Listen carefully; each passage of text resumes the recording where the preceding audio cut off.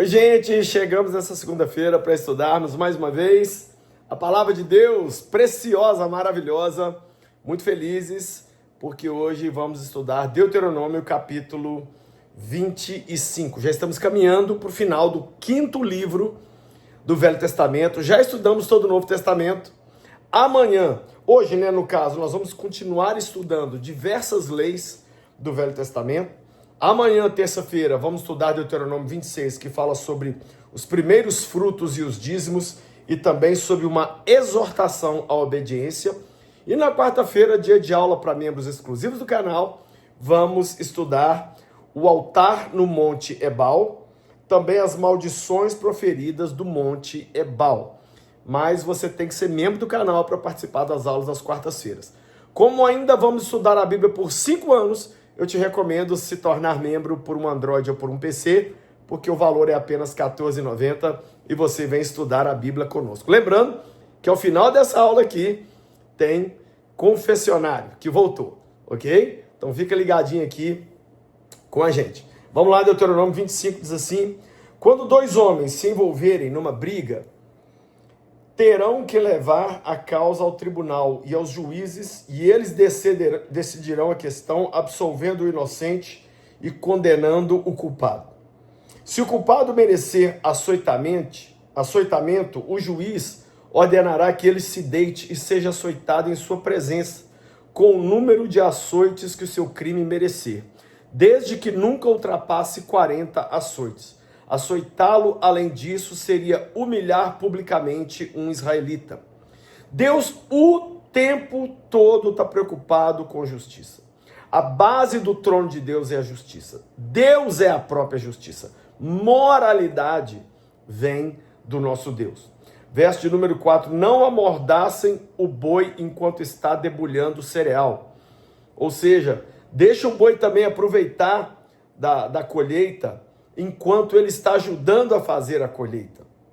Verso 5, se dois irmãos morarem juntos e um deles morrer sem deixar filhos, a sua viúva não se casará com alguém de fora da família. O irmão do marido se casará com ela e cumprirá com ela o dever de cunhado. O primeiro filho que ela tiver levará o nome do irmão falecido, para que o seu nome não seja apagado de Israel.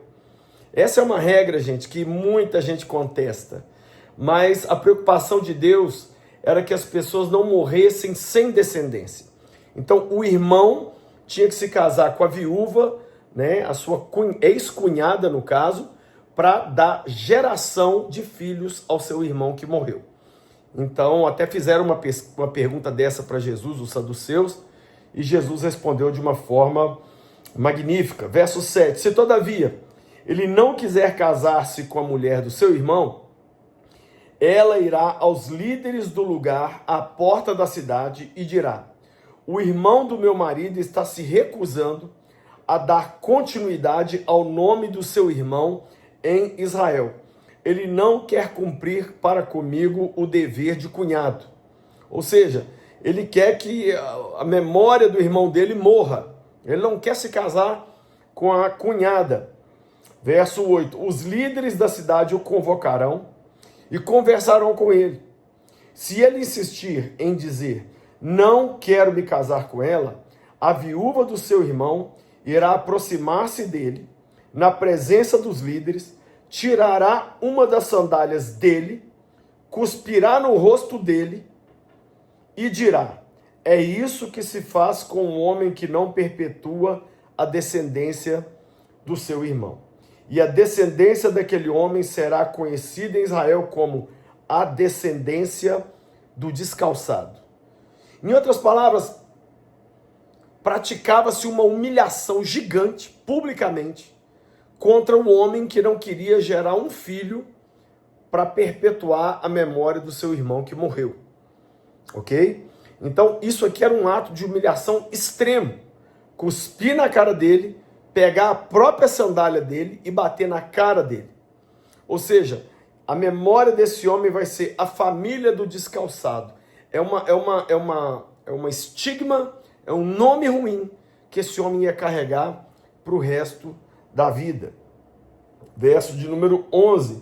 Se dois homens estiverem brigando e a mulher de um deles vier para livrar o marido daquele que o ataca e pegá-lo pelos órgãos genitais, corte a mão dela, não tenha piedade. O que Deus estava dizendo aqui? Não é quando a pessoa pega o órgão sexual sem querer. Não, ela foi de propósito e foi lá e pegou os órgãos sexuais do outro homem que estava atacando o marido dela de propósito. Ou seja, Deus encara nisso um ato de pecado. E na velha aliança, gente, não tinha graça. Então arranca a mão fora. Ok? Lembra o tempo todo que nós estamos falando de um tempo onde não havia graça. Tá? Verso 13, não tenha na bolsa 2 padrões para o mesmo peso, um maior e outro menor. Não tenha em casa 2 padrões para a mesma medida, um maior e outro menor.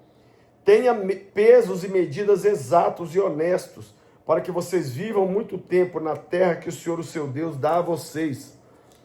Pois o Senhor, o seu Deus, detesta quem faz essas coisas, quem negocia desonestamente.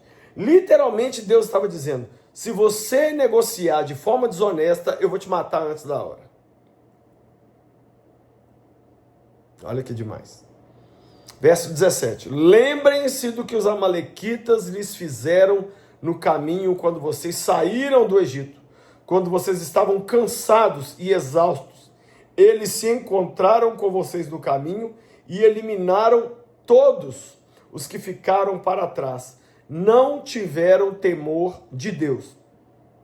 Quando o Senhor, o seu Deus, der a vocês o descanso de todos os inimigos ao redor, na terra que ele lhes dá, para dela tomarem posse, como herança, vocês farão que os amalequitas sejam esquecidos debaixo do céu. Não esqueçam isso.